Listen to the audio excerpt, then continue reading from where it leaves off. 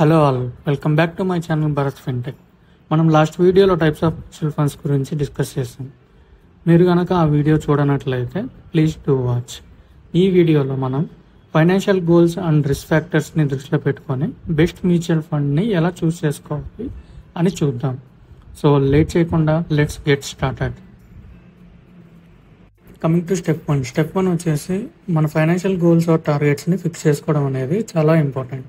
మీరు short term goals గురించి invest చేస్తున్నారా, like vacation or purchasing car, or else long term goals గురించి invest చేస్తున్నారా, like retirement or buying a house అనేది important. అసలు short term, long term and mid term ఏంటో and ఆ funds choose చేయడం ఎలానో ఇప్పుడు చూద్దాం. షార్ట్ టర్మ్ గోల్స్ అంటే 1 to 3 years, అంటే దీంట్లో డెఫ్ ఫండ్స్ ఆర్ లిక్విడ్ ఫండ్స్ చూస్ చేసుకోవచ్చు.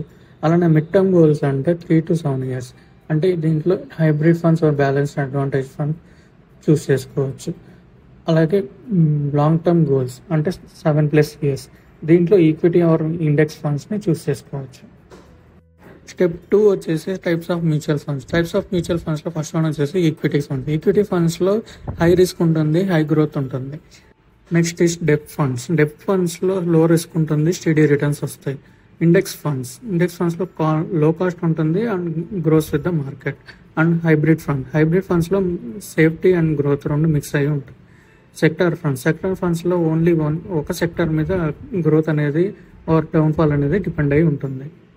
టైప్స్ ఆఫ్ మ్యూచువల్ ఫండ్స్ గురించి డీటెయిల్ ఎక్స్ప్లెనేషన్ కోసం ప్రీవియస్ వీడియో లింక్ డిస్క్రిప్షన్లో పెడుతున్నాను, ఒకసారి చెక్ చేయండి. స్టెప్ 3 వచ్చేసి మనం బెస్ట్ మ్యూచువల్ ఫండ్ చూసుకునే ముందు కన్సిడర్ చేయాల్సిన ఫ్యాక్టర్స్ ఏంటి. ఫస్ట్ వన్ వచ్చేసి రిస్క్ టాలరెన్స్. ఇందులో మార్కెట్ అప్ అండ్ డౌన్స్ మీకు ఓకేనా లేదా, ఆర్ ఎల్స్ లో risk and stable income prefer చేస్తారా అనేది చూస్ చేసుకోవాలి.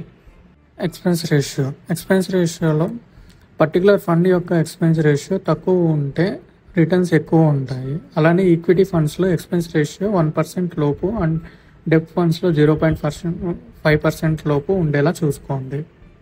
నెక్స్ట్ పర్ఫార్మెన్స్ హిస్టరీ, ఇది చాలా ఇంపార్టెంట్. ఫండ్స్ యొక్క రిటర్న్స్ని అనలైజ్ చేయండి.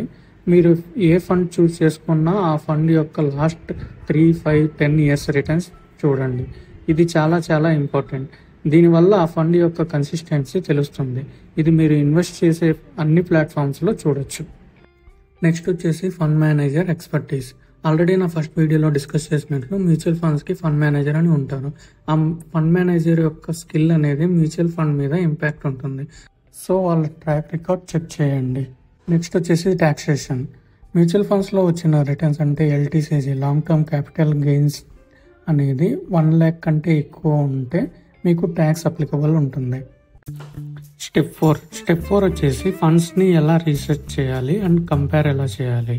ఫస్ట్ ఆ ఫండ్స్ గురించి ట్రస్టెడ్ ప్లాట్ఫామ్స్ అయిన AMFI, morning star or value రీసెర్చ్లో చూడండి. Second, compare funds based on sharpe ఈ ratio, alpha, beta and expense ratio. Third, ఆ ఫండ్ యొక్క ఆబ్జెక్టివ్స్ అండ్ హోల్డింగ్స్ అర్థం చేసుకోవడానికి ఫండ్ ఫ్యాక్ట్ షీట్ చదవండి.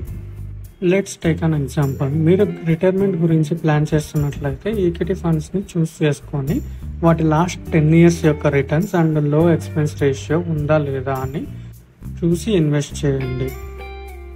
స్టెప్ 5 వచ్చేసి మానిటర్ అండ్ అడ్జస్ట్. ఇక్కడ మీ goals and market situation over time change అవుతూ ఉంటుంది.